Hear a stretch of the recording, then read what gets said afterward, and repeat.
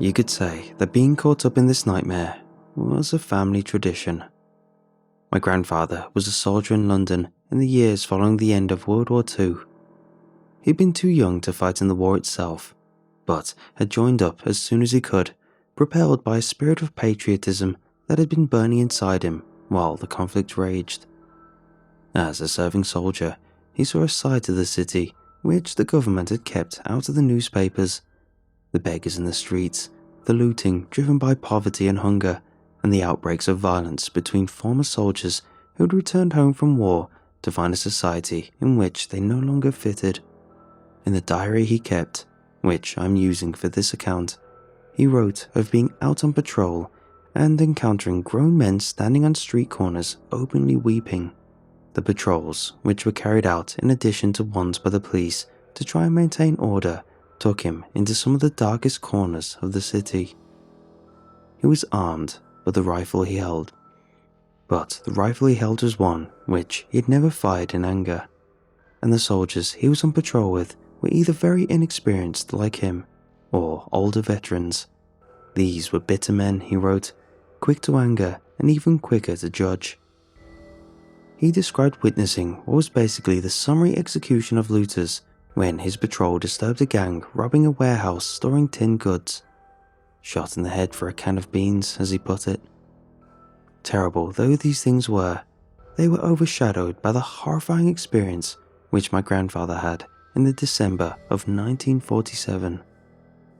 His patrol was making its way through the city of London, the aspect of the metropolis known as the home of business and lawyers. Fine buildings stood on well-lit streets, while minutes away, the poor huddled together in stinking back alleys. A message came through on the radio that a body had been found near their route, and that they were to divert and take care of it. My grandfather's spirit sank as the officer passed on the order. To find a corpse on a London street in broad daylight was no longer a rare occurrence.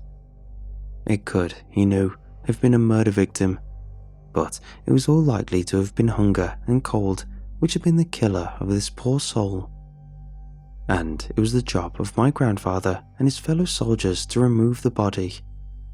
There would be no investigation, no burial. A pocket full of stones and the river's embrace were to be this corpse's fate, as it had been so many others. They turned off the main thoroughfare along which they had been patrolling and entered a warren of small, cobbled streets. These were ways little tread. The streets still bore names handed down to them hundreds of years before: Miser's Lane, Redemption Way, Sinner's Alley. The town fathers in those days had been God-fearing and gin-loving in equal measure. Even though it was just past noon, the lane they next entered was cast into shade by the buildings on either side. A small sign hanging from the wall proclaimed this to be Devil's Lane. It was here the body was meant to be, but even though the officer made them march up and down it twice, there was no sign of anything. Then one of the men called out, "Sir?" The officer headed over to where the man was standing, next to a steel fence covering an open doorway set into the wall of one of the buildings. Faded lettering next to the doorway read, "London Underground." Although he had never heard of it, my grandfather knew this must once have been a station on the Underground Rail network which crisscrossed the capital. During the war, it had become a nightly sheltering place for Londoners from the falling bombs, and was now once again busy with rattling carriages and cough-racked commuters. Some of the underground stations had not reopened though, whether because the routes were no longer needed or the money was not there to bring them back into service. The entrance around which the patrol gathered led, it appeared, to one such now abandoned station. This would not usually be something of interest. However, the steel fence had clearly been cut open. Someone had broken in. One of the older soldiers lit up a cigarette and said, "The body we were sent to find. Is the culprit here?" Another one of the old troopers nodded. "He'll have wanted to get home for his tea before he went cold. Colder even than he is," the first soldier added. At this they all laughed, "No smoking on duty," the officer said. Scowling, the old soldier stubbed out his cigarette with his fingertips and put it back in his pocket for later. "Now," the officer said, "we need to check if there's anyone inside that station who's up to no good." Then he looked at my grandfather. "You man," he said, "you can do it." Reluctantly, wondering not for the first time why he hadn't gotten a boring, safe job in a factory like his friends, my grandfather pulled open the steel fence where it had been cut and squeezed through the gap. As he entered the darkness, waiting on the other side of the doorway, he heard the officer ordering the men to move on. Great, he thought, they aren't even going to wait for me. Sighing, he began to descend the steep, winding steps which would take him to the station platform. He flicked on his cigarette lighter to prevent himself from stumbling and falling into the carefully constructed abyss. The air was stale and the flame flickered, not liking the old oxygen it was being fed. Green tiles lined the walls of the narrow passageway, and he paused at posters advertising indigestion powders and whiskey before continuing down and emerging onto the platform. It was utterly deserted, and he cursed his officer and the entire damn army for sending him on this fool's errand. He turned, ready to head back, when he heard a snap. "Who's there?" he called out and lifted his rifle. It was then that he saw a figure crouching on the tracks. It was shrouded in darkness and crouching over something. My grandfather could not make out what. His guts tightening with apprehension, he stepped closer to the edge of the platform and held the lighter high, revealing the figure was a man, crouched over a body, one from which the flesh had been stripped, leaving only bone, which the man was methodically snapping in half and licking at the marrow inside. So preoccupied was he with his feast, he did not notice my grandfather stumbling away, too horrified, too appalled to do anything but flee. My grandfather ran back up the steps, his skin now slick with ice-cold sweat, until he finally clawed his way out of the cut in the steel fence and found himself back in Devil's Lane. There was no sign of his comrades. That night, he deserted. He did not return to his barracks. Instead, he went back to the cramped house where his wife and infant son lived and told them to pack and hurry about it. Then they caught a train north. There was no destination in mind for my grandfather, only away, as far as he could get from the hideous sight he had witnessed. He could afford to take his family no further than Manchester, a cold, grey industrial city where the smoke was washed down with rain. He found work as a labourer and never spoke to his wife or his growing son about what had happened. He made this record though, the one I now hold. The diary is small, hard-backed, unlined. His son, my father, found it in grandfather's possessions after he died aged only 45. I imagine my father was as shocked as I was by what he read. He then continued to record the events of the abandoned underground station at Devil's Lane. It was August of 1969, and my father had returned to London, drawn by a morbid fascination with the description of what had happened 22 years before. He found a city that was in the spotlight as a playground for the rich and fashionable. A city also where many lives were blighted by poverty and discrimination. As he walked through the city of London, retracing his father's steps on the day of his patrol, he felt cold, even though the sun blazed down. He had seen a headline on a newspaper lying in the street saying, "New disappearance in finance district." He had picked up the newspaper and read that over the last few years, dozens of people had apparently just disappeared off the street. Some had respectable jobs, some had been earning their living in disreputable ways, and all had gone missing at night. The police said there were no proven connections between the missing people. My father would have dismissed this as nothing more than a newspaper hack trying to whip up a panic to sell more copies. Had he not known about the dead body which had brought his father's army patrol to Devil's Lane? He looked at the small sign telling him he was in the right place. The sun was lost behind the buildings rising on either side of him. The lane was silent, deserted, apart from him. The cut in the steel fence over the open doorway was in front of him. He took a deep breath and prized the ragged edges of the fence apart, and moments later found himself entering the underground station. Prepared for the darkness, he brought a torch with him. His hand shook as he took it out and clicked it on. The beam exposed the beginning of the steps, the green tiles, the same advertising posters his father had described. By the time he reached the platform, his chest felt constricted. This was nerves, he knew. There was no physical reason why he was finding it hard to breathe. But reason had no place here. The platform was empty, but the tracks below were piled high with bones. They'd been snapped into pieces, but were clearly human. A skull nestled in one pile, its empty eyes revealed by the torch beam he ran over the scene. There was no sign, though, of any living being. My father told himself it was because the man who had been feasting all those years ago was surely now dead, that this was what remained of his obscene acts. My father started to retrace his way. Now he had seen the truth for himself, he wanted simply to get the hell out of there. As he began to ascend the steps, he vowed to put as much distance between this place and himself as he could.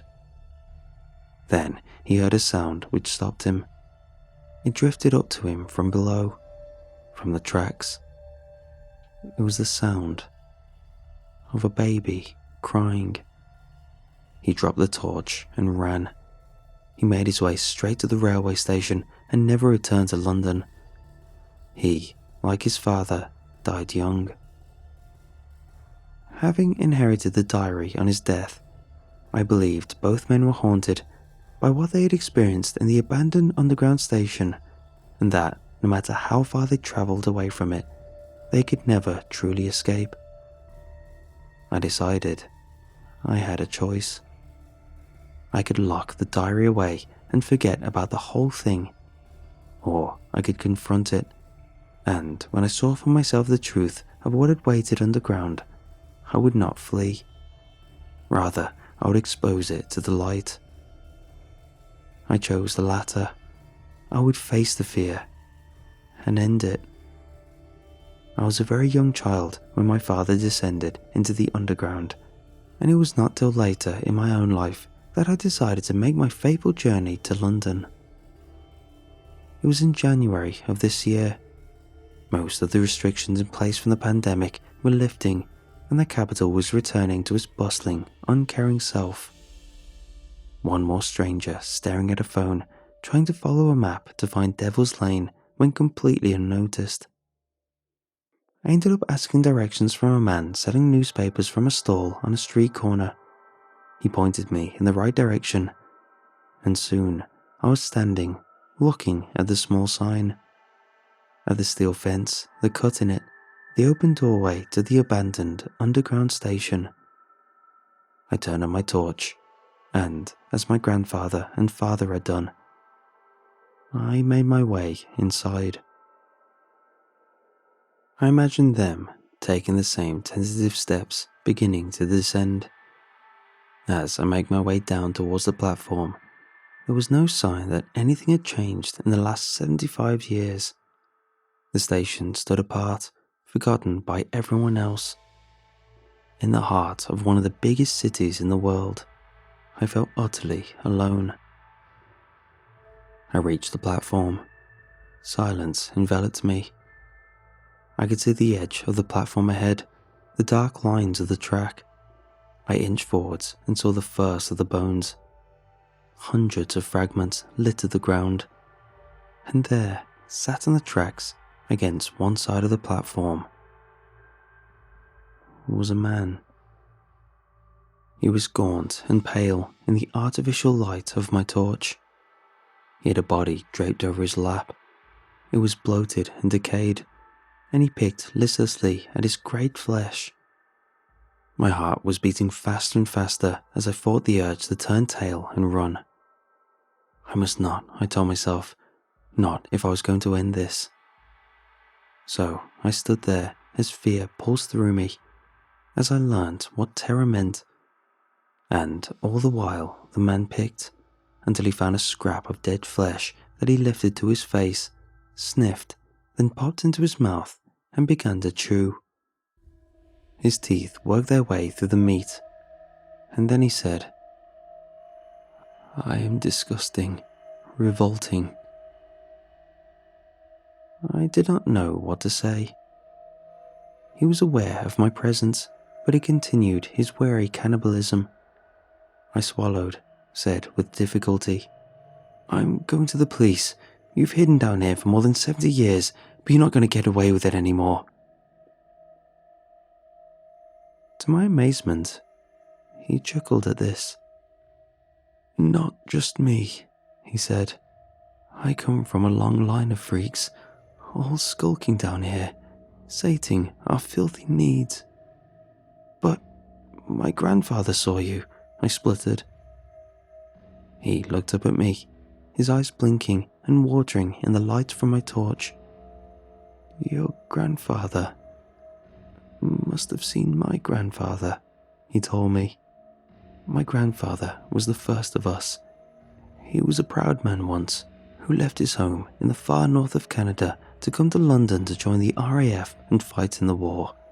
But he was injured and left to fend for himself when the war ended. He had no money to go home, no money even to eat, and he had an infant son as well to take care for when the mother died in childbirth. It was then he spiraled. In his homeland there was a dark creature called a Wendigo, and some who believe they are possessed by this monster, who crave the taste of human flesh. Whether it was possession or simple insanity, my grandfather began to take bodies he found in the street and devour them. He brought his spoils here, to this deserted place, where he could feed undisturbed."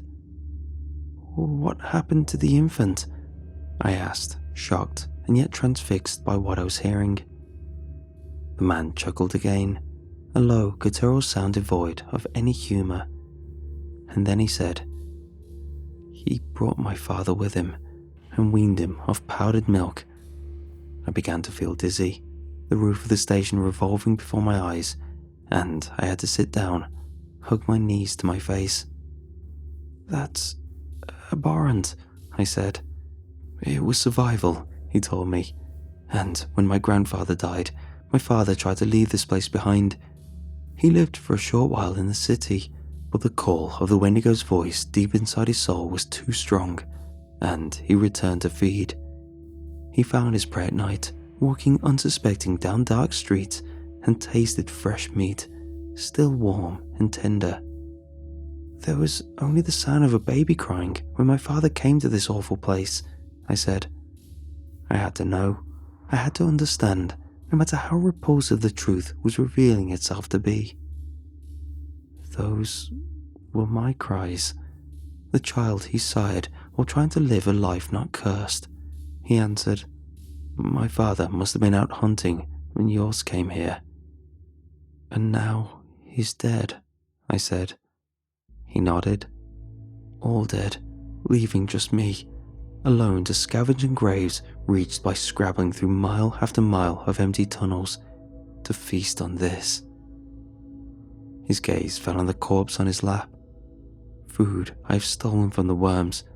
Disgusting I am, revolting," he said, then resumed picking at the dead body. I did not think I could stand up without fainting, so I began to crawl away on my backside. I would clamber up the steps on my hands and knees if I had to. I had to escape. I reached the bottom of the steps when I heard the man say, "Do not leave." I turned back. "You need to be stopped," I spat out the words. His reply left me reeling. With your help, I will be. I returned to the underground station a number of times after this, with supplies brought from above. The best place to do what was needed was the narrow green tiled-lined passage down which the steps wound. I blocked up the exit leading to the platform with a crudely built brick wall.